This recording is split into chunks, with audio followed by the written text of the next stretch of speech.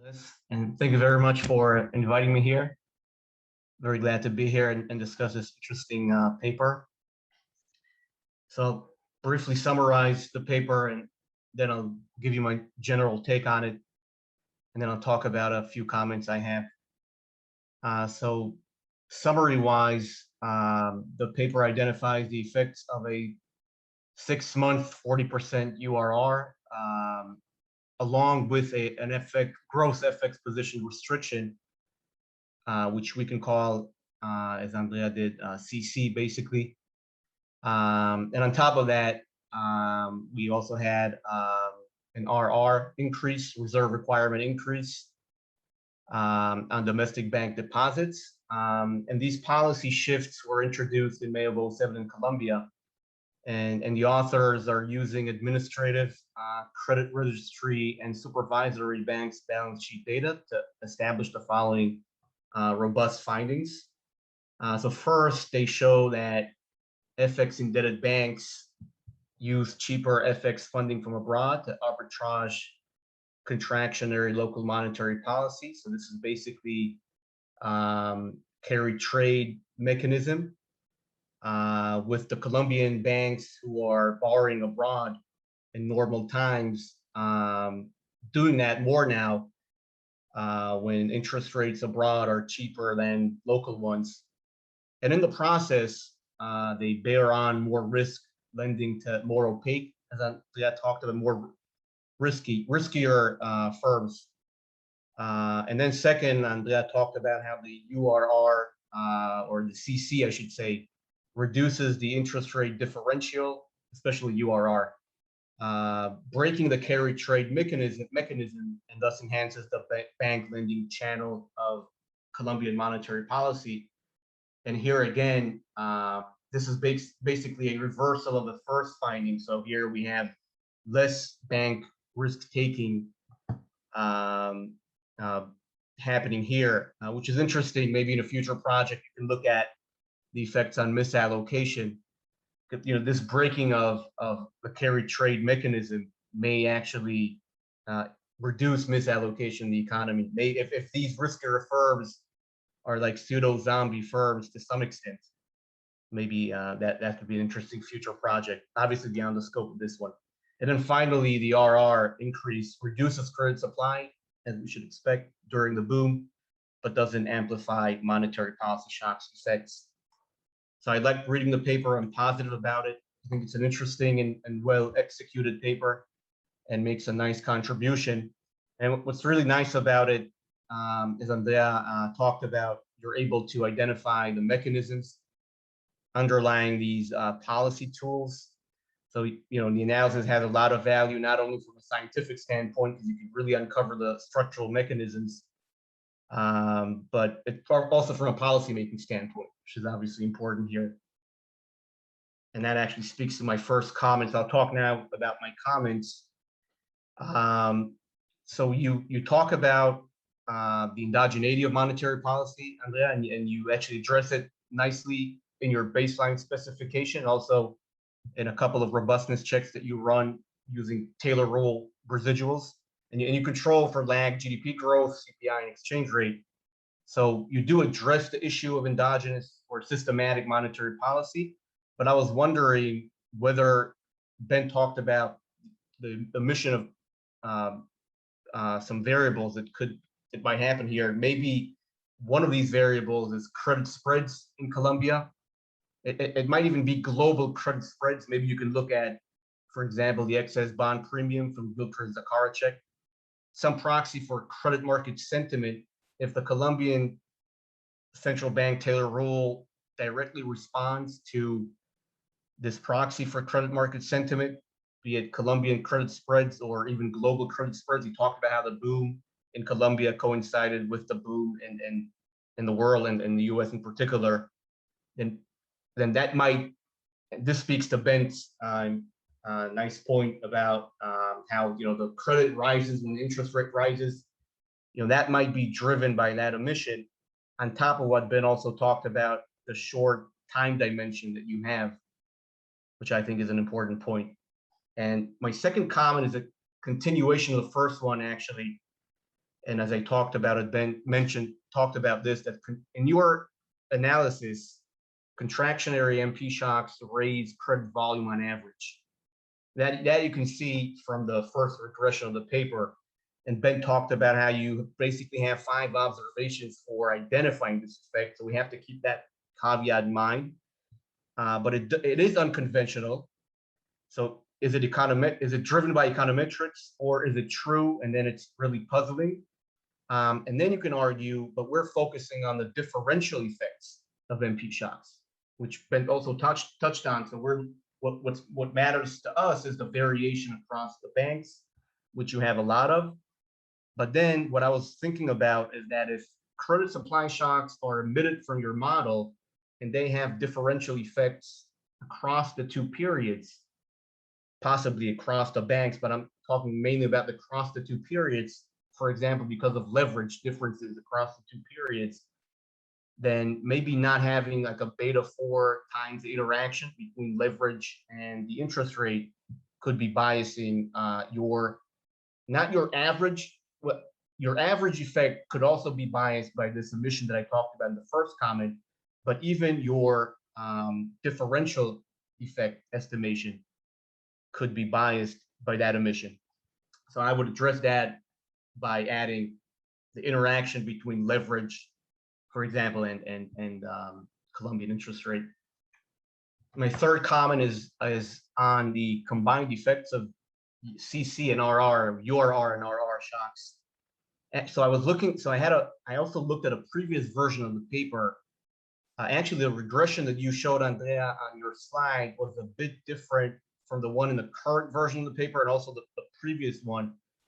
Because actually you did have post YQ in those 2 versions in the drafts, not in the slide. If you had a beta 2 that multiplies post, and that's interpreted as the effect of the policy shift, the joint policy shift on credit volume, and that was actually significantly positive.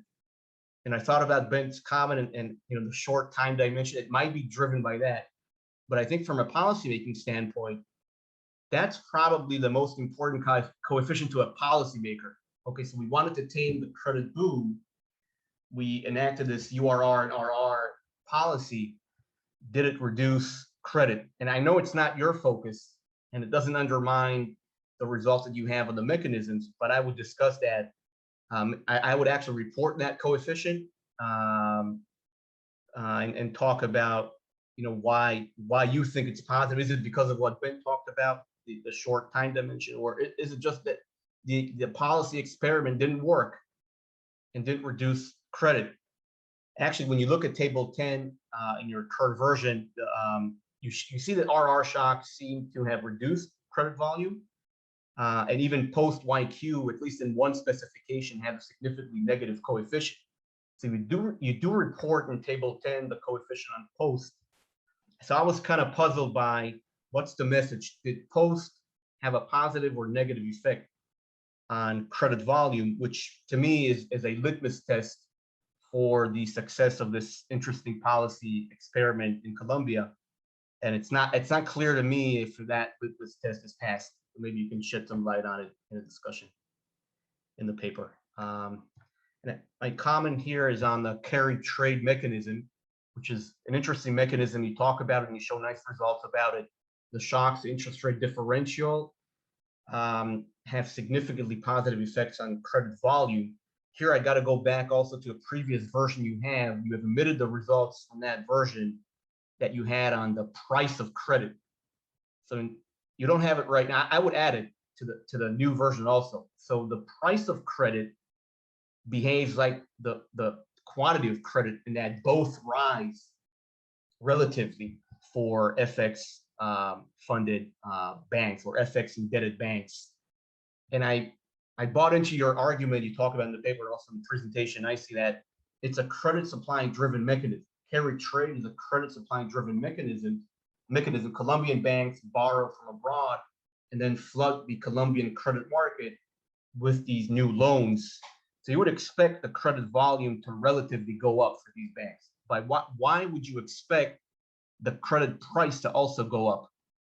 in the previous version, you touched upon, their ability to make profits, and maybe you alluded to not having a lot of competition in the credit market in Colombia.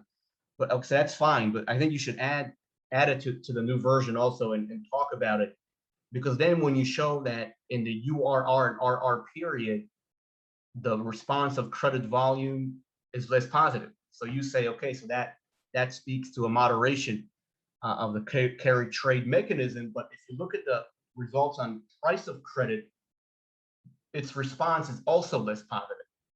So that actually speaks to an amplification of the carry trade mechanism. If you believe what I said, that you should see here a rightward shift of credit supply in the Colombian loans market, where you have a rise in volume but a reduction in price of loans.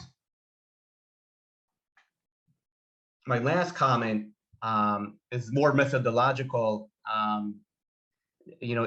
Notwithstanding the short time dimension, it might be pushing it a bit, but I was wondering if you could actually do more of a dynamic analysis. So I went over your results, and barring figure 5, which is dynamic, and I like that you show the effect of RR shocks dynamically, because you had a time varying coefficient on that variable. But apart from that, you have basically a static analysis. And I think, okay, so you have only 6 quarters where the dummy variable is 1.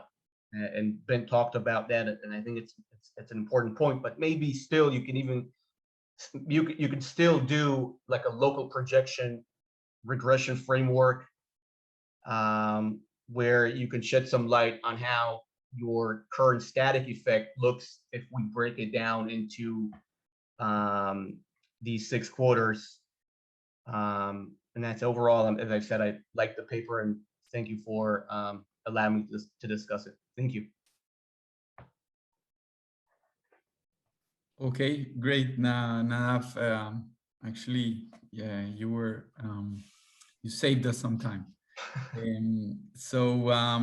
Let's do the following. Why don't Andrea, you take a few minutes to respond? I also see your other co-authors, at least Jose Luis, so maybe you want to respond.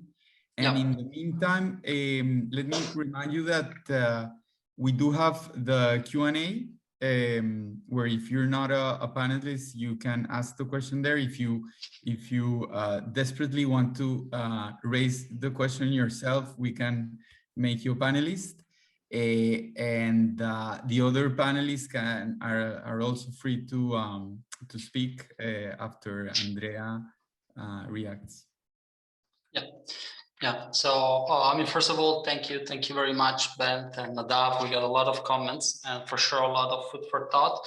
Let me try to address some of the econometric comments that you raised, because I guess this is the key point of the discussion here.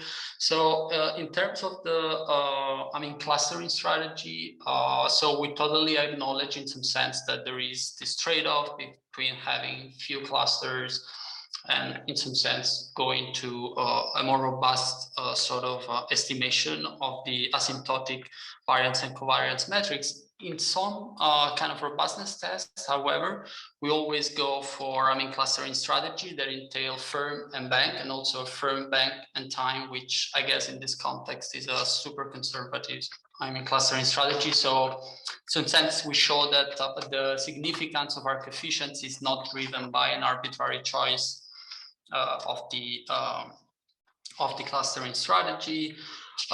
In terms of the macro controls also, and in general the comments on controls that both Ben and Nadav have. So we very much appreciate your comment to kind of discuss more the choice of controls. In terms of macro controls, we always try to actually include both the GDP growth rate and inflation rate. In Colombia, over this period, is an inflation targeting regime for monetary policy. And moreover, we also add exchange rate growth. So in some sense, we try to account for all dimensions of macroeconomic developments which might affect the policy rate stance. Regarding one comment by Nadav about sort of proxies of sentiment in the market, in one specification of the model, we use the VIX, which is a global factor, which seems to influence actually, I mean, very much also the dynamics of interest rate in Colombia. In fact, when we use, I mean, for instance, the VIX in conjunction, say, with exchange rate growth and all the macro variables, we have issues of multicollinearity, and this is why we try them one at a time in our checks. In terms of trying the growth rate of the interest rate, it's something that we do in our controls. This was also a comment by Ben. Actually, we do not include the growth in the local policy rate as a control. So this was, I guess, one point on which I wanted to be sure. And for sure, we acknowledge the fact that demeaning our exposure variable will help the interpretation of coefficients, something that was actually suggested by Ben, and which also relates to one comment by Nadav about the positive coefficient on the post dummy. So we might study these, I mean, very much more, but actually keep in mind that under the specification of this model, in practice, this is a coefficient that is not truly identified, meaning that is a coefficient that loads on banks which have zero log assets, zero capital. So for sure, also this relates to the meaning of the bank variables, which might help also understanding which is the overall effect on the average bank of the imposition of these two policies. In terms of using predetermined effects funding, which was raised by Ben, this is also very valuable suggestion. In this respect, just keep in mind that we find, in line with the literature, that banks' funding structure is very sticky over time. So in practice, I expect this not to imply big changes in our estimated coefficients. And finally, regarding the regressions on the risk taking, where you basically asked us to run these either in pooled or separated regressions, as we do now. Here, I guess, so we found a trade-off in some sense in showing these results in preliminary values, meaning that once you do this in a pooled framework, you have a lot of interactions. Basically, you have quadruple interactions, and sometimes interpretation of these coefficients become tricky, especially to explain, but this is something that we can do, and the baseline findings would go through. Other suggestion on misallocation, this is an argument that actually we tried to touch, and then we thought, okay, this would be out, but I guess that is absolutely interesting. And this also relates, I mean, for instance, to paper by Benigno and Fornaro about the role of capital inflows in the allocation of resources across sectors. And the very last comment that I have, and then maybe I ask Jose Luis if he has other comments, on controlling for leverage and its interaction with the interest rate. So we actually have proxies for this, meaning that at the bank level, we have bank capital, which is in practice equity over total assets. Firm leverage, it's something that is for sure interesting in some sense. And for instance, there is a recent paper by Kalem-Nioskan showing that the interaction between firm leverage and interest rate also drives the risk taking. But actually, this is absorbed in our specification. So the firm leverage times interest rate in the version of the model with firm time fixed effects is actually absorbed. Jose Luis, do you have maybe other comments? Yeah, let me say first that many thanks for putting the paper, and many thanks to Ben and Nadav for the comments. Let me just briefly, since Andrea said so many things, let me just briefly say that, I mean, our point is the diff in diff, not the overall effect. The overall effect is not identified, is the diff in diff. What does it mean that the two coefficients are zero? So when Ben was referring, the two coefficients sum up to zero on the post times FX banks, it means that once there are capital controls, the monetary policy does not affect differentially banks with more or less FX. This is perfectly fine. This is perfectly fine. It should be zero, and the second coefficient should be negative. Okay, so we put more emphasis on the second coefficient to be negative on the post times FX banks. But really speaking, that the two coefficients beta 1 and beta 2 are equal to 0, this is perfectly fine, which means that overall, banks with different ex-ante effects are not differentially affected by monetary policy. Let me say that we are also, apart from the quadruple interactions that that's why we do subsamples, the most important control there is the most important fixed effect. You were saying that these fixed effects will be different, but the most important fixed effect is firm time fixed effects, and the subgroups are on different firms, so they do not share the same fixed effect because they are different firms. And we have the correlation. In fact, the correlation between the band variables. Andrea showed the correlation at the end of the presentation. Nadav, also many thanks for all the comments. We will include leverage. Again, our paper is more than monetary policy, is the differential between the spread between the Colombian and the US monetary policy, rates. We don't speak in the paper anything about expansionary monetary policy, contractive monetary policy. Is whether this spread is higher or lower, and depending on that, you borrow more, you do the carry trade, in borrowing in dollars and then lend to in pesos. On the pricing, let me just say one thing on the pricing for the demand and supply. Your argument will be completely perfect on the demand supply with quantities and prices if they would take the same risk. The issue is that when you do the carry trade and you expand on the peso loans, you take the higher risk.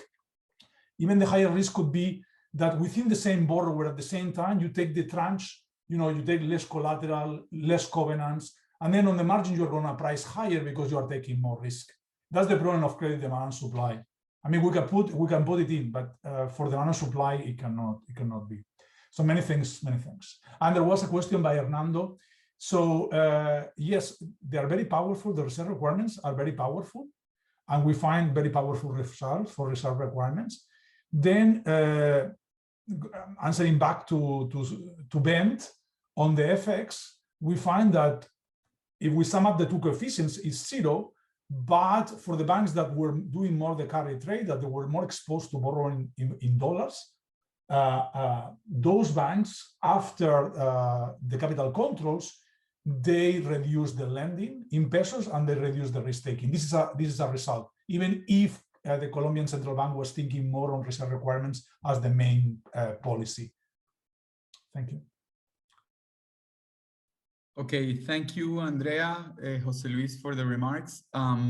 So I see no questions on the Q&A, and we're already into the break time. So unless there's any other question from the panelists, we can move on to the break. Looks like, so will we? Andres, there was a question from Hernando Vargas.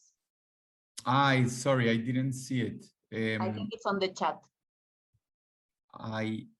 Okay, let me check. Yes, and that's the one that I answered back, agreeing that reserve requirements are very powerful. Yeah. And we find very strong results on reserve requirements, as Hernando said. But we also find that capital controls through the channel of ex-ante effects in the data, they imply a reduction in the supply of credit, in peso loans, and in risk taking, answering to Hernando's point. So we agree, and then we answer back. Okay.